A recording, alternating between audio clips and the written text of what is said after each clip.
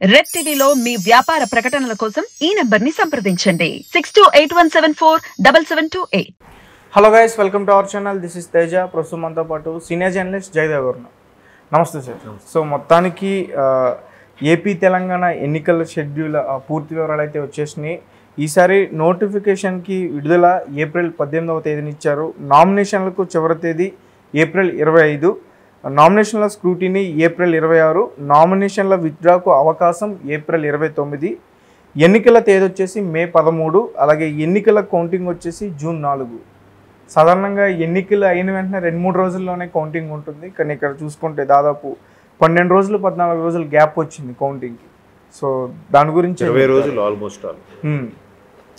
అంటే విషయం ఏంటంటే, ఆయన ఇంతకుముందున్న చీఫ్ ఎలక్షన్ కమిషన్ ఎవరైతే ఉన్నారో ఆయన రిజైన్ చేయడము సడన్గా, తర్వాత ఇప్పుడు కొత్త వాళ్ళని రాజీవ్ కుమార్, తర్వాత సింగ్, వీళ్ళిద్దరిని తీసుకోవడము, మేబీ ఎన్నికల నిర్వహణకి తగిన సమయం సరిపోక ఈ విధంగా కొంచెం వెనక్కి నెట్టారేమో అనుకుంటున్నాను. ఎందుకంటే లాస్ట్ ఇయర్ కూడా సేమ్ ఇదే తేదీన నోటిఫికేషన్ వచ్చింది. అదే లాస్ట్ టైం కూడా 2019లో కూడా, అప్పుడు కూడా రెన్యూవల్ నోటిఫికేషన్ సరిగ్గా ఇదే రోజు మార్చి 18నే అనుకుంటా వచ్చింది. అప్పుడు త్వరగా ఏప్రిల్ 11 ఇప్పుడు పోలింగ్ అయిపోయింది. ఏప్రిల్ 11 పోలింగ్ అయినా కానీ మే 23కి ఎప్పుడుకో కౌంటింగ్ అయింది. అది మే 23కో కౌంటింగ్ అయింది. చాలా గ్యాప్ వచ్చింది. అప్పుడు కూడా పోలింగ్కి కౌంటింగ్ డేట్కి కూడా చాలా తేడా గ్యాప్ వచ్చేసింది. సో ఇప్పుడు కూడా అంటే అన్నీ ఇప్పుడు 29 రాష్ట్రాల్లో ఉండే లోక్సభ స్థానాలకి 543 లోక్సభ స్థానాలకు కూడా పోలింగ్ మొత్తం మీద 7 విడతలు ఎంతమందిలో చేస్తున్నారు. అంటే ఈ సమస్య అంతా ఉండకుండా ఉండడం కోసమే జమిలీ అనేది పెట్టబోతున్నారు. ఇప్పుడు జమిలీ అంటే అందరికీ కూడా ఒకేలాగా అయితే అసెంబ్లీ కానీ అలాగే కేంద్రం సంబంధించిన అదే పార్లమెంటు లోక్సభ ఎన్నికలకు సంబంధించి కానీ ఒకేసారి అయిపోయేలాగా ఒక 2 విడతల్లో అన్ని రాష్ట్రాలకు కూడా 2 విడతల్లో ఈ అసెంబ్లీ కానీ లోక్సభ కానీ అయిపోయేలాగా ఒక జమిలీ విధానం అనేది ప్రవేశపెట్టబోతోంది బీజేపీ ప్రభుత్వం. సో దానికి ఆల్రెడీ ఒక కమిటీ కూడా వేశారు. మాజీ రాష్ట్రపతి రామ్నాథ్ కోవింద్ గారి పేరు మీద ఒక కమిటీ కూడా వేశారు. ఆ కమిటీకి కూడా సర్వే అంతా చేసిన తర్వాత మ్యాక్సిమం అన్నీ కూడా అన్ని రాష్ట్రాల పార్టీల వారు కూడా అవునో కాదో చెప్పారు. కొంతమంది అన్నారు ఇవన్నీ అన్ని చోట్ల అంతటా ఒకేసారి నిర్వహించాలంటే కష్టమవుతుంది, ఎందుకంటే తగినంత సిబ్బంది సరిపోవాలి. లేదు కొన్ని రాష్ట్రాల్లో కొంచెం విపరీతమైన రాష్ట్రాలు ఉంటాయి. ఇప్పుడు బీహార్ లాంటి రాష్ట్రాలకి కొంచెం విపరీత ధోరణితో ఉన్న రాష్ట్రాలని మీడియాలో కూడా నేమ్. సో అటువంటి వాటిని కంట్రోల్ చేయాలి, అక్కడ ఉండే కొంతమంది లోకల్ మాఫియాని కంట్రోల్ చేయాలి అని అనుకుంటే దానికి తగ్గ బలగా సిబ్బందులు అవసరం. పోలీస్ బలగాలు కానీ స్పెషల్ ప్లటూన్లు కానీ వీళ్ళందరూ కూడా. సో అలాంటప్పుడు ఇబ్బంది అవుతుందని కొన్ని పార్టీలు అయితే నో అన్నారంట. కొంతమంది మాత్రం లేదు ఇదే కరెక్ట్ సిస్టమ్, ఒకేసారి అయిపోతే ప్రాబ్లం ఉండదు, మెయిన్ ఎన్నికల నిర్వహణకే కొన్ని వేల కోట్లు ఖర్చు అవుతుంది. ప్రతి సంవత్సరం కూడా నాకు తెలిసి 1,00,000 కోట్లకు పైగానే ఖర్చు అవుతుందంట. అంటే అన్నీ కలుపుకుంటే. బట్ అది చెప్పరు. మామూలుగా వాళ్ళకి ఇచ్చే దానికి ఎక్కడెక్కడ ఉద్యోగస్తులకి టీఏడిఏలు ఇచ్చారు, దాని వాహనాలకి అయ్యే పెట్రోల్ వేయము, లేదంటే సిబ్బందికి ఇచ్చే స్ట్రాంగ్ రూములు వేయము, ఇవే చెప్తారు. కానీ ఇంకా చాలా ఉంటాయి పరోక్షంగా ఖర్చులు అయ్యేవి కూడా. అది కాక అభ్యర్థి వ్యక్తిగతంగా పెట్టే ఖర్చులు కూడా ఇందులో లెక్క వేయరు. బట్ అది కూడా భారతదేశంలో ఖర్చే కదా, భారతదేశంలో ప్రజలు చేసే ఖర్చే కదా, భారతదేశంలో ఉండే నాయకులు చేసే ఖర్చే కదా. సో అందుకు 1,00,000 కోట్ల వరకు ఖర్చు అవుతుంది. అంత ఖర్చు అయినప్పుడు దాన్ని ఎక్కువ విడతలుగా చేయడం వల్ల ప్రతిసారి కూడా ఆ ఖర్చుని తగ్గించడం కోసం ఈ జమిలీ విధానం అనేది 1-2 విడతలు చేసేస్తే కొంతైనా ఖర్చు తగ్గించుకోవచ్చు కదా అని కాన్సెప్ట్. అయితే ఈ రామ్నాథ్ కోవింద్ గారు మాజీ రాష్ట్రపతి గారు చేసిన కమిటీ సర్వేలో కూడా 80% వరకు కూడా ఈ జమిలీ విధానానికి యాక్సెప్ట్ చేశారంట. ఒక 20% మాత్రం యాక్సెప్ట్ చేయలేదు. ఇందులో ఇంకో ట్విస్ట్ ఏంటంటే దేశం మొత్తం మీద కూడా ఒక 3 పార్టీలు, అంటే నేను ఎక్కడో ఆర్టికల్ చదివాను, 3 పార్టీలు మాత్రం అవును చెప్పలేదు, కాదు చెప్పలేదంట. అంటే జమిలీకి ఓకే అని చెప్పలేదు, లేదు జమిలీ విధానం వద్దు అని చెప్పలేదు. ఆ 3 పార్టీలు ఏంటో తెలుసా? ఆ 3 మన తెలుగు రాష్ట్రాల పార్టీలే. ఒకటి టీడీపీ, రెండోది వైసీపీ, మూడోది బీఆర్ఎస్. ఈ 3 పార్టీలు కూడా జమిలీ విధానానికి అనుకూలమా వ్యతిరేకమని ఏది చెప్పలేదట. అంటే మన వాళ్ళు అలా కూడా ఓట్ల కోసం ఆలోచిస్తారేమో అని అనిపించింది నాకు. అంతే కదా, ఒకవేళ జమిలీ విధానం అవును అన్నాను అనుకోండి, వెంటనే ఇంకో వాళ్ళు కాదు అంటారు. మళ్ళీ కాదు అన్నారు అనుకోండి, అవును అంటారు, ఎందుకులే ఈ గోల అని చెప్పి మన వాళ్ళు సైలెంట్గా ఊరుకున్నట్టున్నారు. సో అలాగా జరుగుతున్న నేపథ్యంలో దేశం మొత్తం మీద 29 రాష్ట్రాలకు కూడా ఆ పర్టికులర్ 7 విడతల్లోనూ ఎంతో అవుతున్నప్పుడు ఈ రాష్ట్రాలకి లోక్సభ ఎన్నికలు ఈ విడత, ఆ రాష్ట్రాలకు ఆ విడత అన్నట్టుగా పెడతారు. సో మనకు వచ్చేసరికి మే 13 పడింది.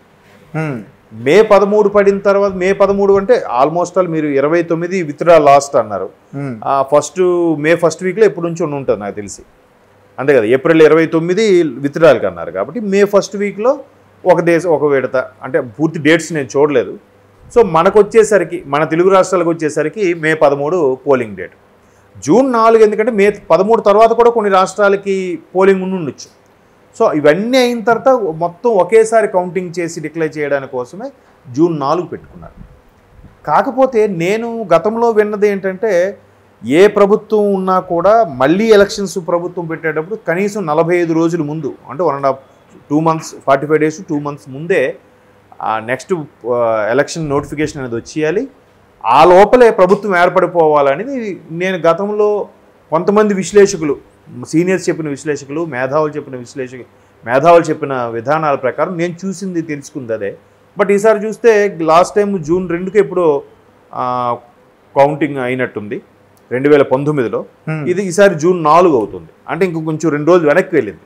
ఇంకొంచెం ముందుకొచ్చి ఆల్రెడీ జూన్ 2 లోపలే ప్రభుత్వం ఫామ్ అయిపోతే ఒకలా ఉండేదేమో. చూడాలి మరి అప్పటికి ఎలా ఉంటుంది ఏంటి అనేది. కానీ ఇక్కడ తెలంగాణలో మాత్రం జరిగిన 3వ రోజుకే కౌంటింగ్ చేసి ఇది ఈ ఒక్క రాష్ట్రం సంబంధించి ఇప్పుడు తెలంగాణగా జరిగినప్పుడు ఏంటంటే తెలంగాణతో పాటు ఒక 5 రాష్ట్రాల అసెంబ్లీ ఎన్నికలు మాత్రమే జరిగాయి.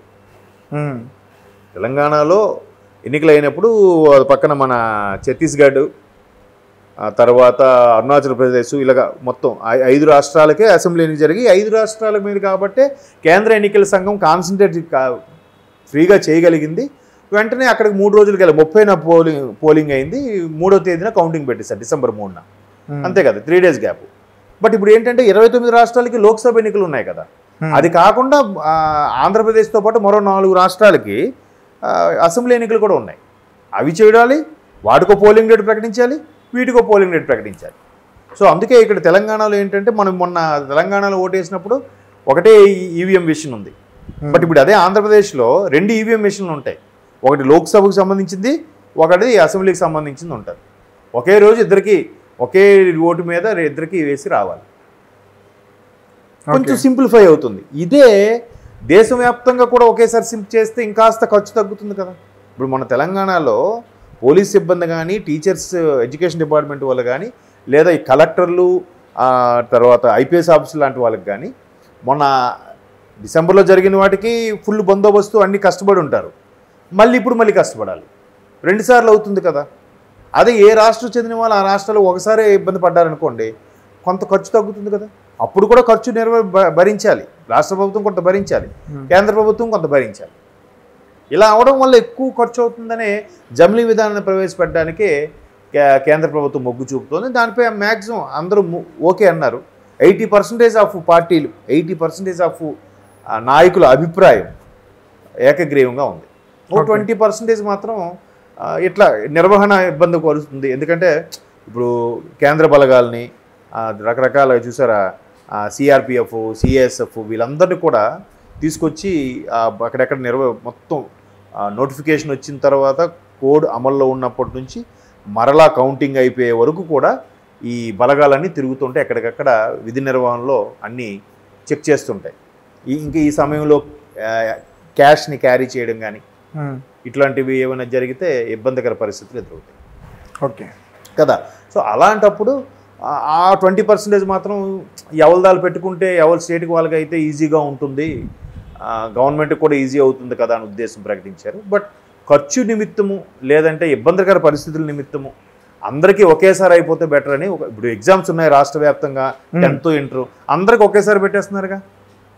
ఇప్పుడు నెక్స్ట్ బీజేపీ వాళ్ళు ఆలోచించి ఇంకో విధానం కూడా ఉంది. ఏంటంటే ఇండియా మొత్తం మీద ఒకటే సిలబస్లా పెట్టాలని కూడా చూస్తున్నారు. ఎడ్యుకేషన్ సిస్టమ్ ఒకే సిస్టమ్ పెట్టి ఒకేలాంటి సిలబస్ను లేదంటే సబ్జెక్టులు పెంచడానికో ఆప్షన్ పెంచడానికో అన్నట్టు చూస్తున్నారట. ఇంకా అది కొద్ది కష్టమే కానీ కొద్ది టైం పడుతుంది. సో అలాగే అందరికీ ఒకేలా సిస్టమ్ అయితే ఈజీ ఉంటుంది కదా. ఎవరికైనా సరే ఒకేసారి కొట్టుకెళ్ళిపోవచ్చని, ఓకే. ఖర్చు కూడా తగ్గుతుందని చూద్దాం. కానీ ఈసారి మీరు అన్నట్టు గత ఎన్నికలతో పోలిస్తే ఈసారి ఇంకాస్త డిలే అవుతున్నట్టు. లాస్ట్ టైం కూడా ఇంచుమించు నెల రోజులు ఎంతో గ్యాప్ వచ్చింది. ఏప్రిల్ 11 ఎప్పుడు అయ్యింది మనకి పోలింగ్, మే 23కి ఎప్పుడు కౌంటింగ్ అయింది. ఆల్మోస్ట్ ఆల్ నెల 10 రోజులు. ఈసారి మే 13 పోలింగ్, జూన్ 4 కౌంటింగ్. ఓకే, చూద్దాం అంతవరకు ఎలా తీసుకెళ్తుంది ఏంటి అనేది, ఎవరు వస్తారు ఏంటి. Right sir. Okay, thank you so much. Thank you.